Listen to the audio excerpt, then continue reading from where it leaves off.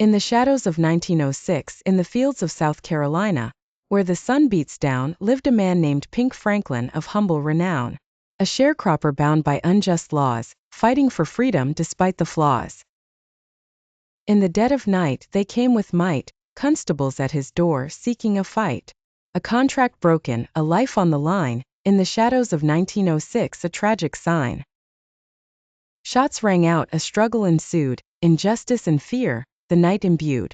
Valentine fell and Franklin stood tall, a man defending his rights against it all. The courts were biased, the jury all white, a battle for justice, a long night. Appeals and pleas to the highest court, a fight for freedom, a last resort. Booker T. Washington, the NAACP, voices of power seeking to set him free. Clemency granted, a life spared, but the scars of injustice forever bared.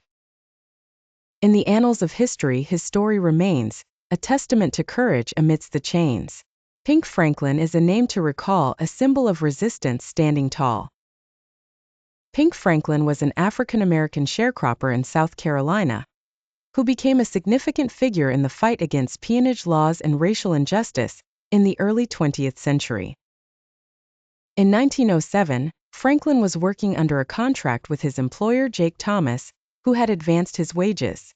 Unhappy with the conditions, Franklin left the farm, which led Thomas to seek police intervention. Constables Henry H. Valentine and Carter attempted to arrest Franklin at his home in the early hours of the morning.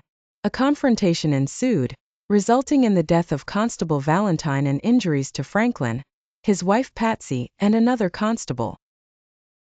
Franklin was convicted of murder by an all-white jury and sentenced to death.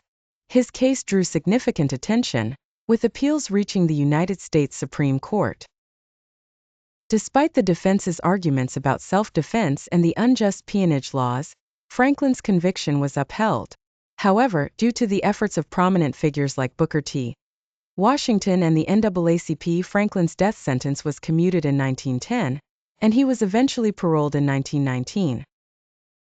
Franklin's case was one of the first major legal battles for the NAACP, and highlighted the systemic racial injustices of the time. His story remains a powerful testament to the struggle for civil rights and justice.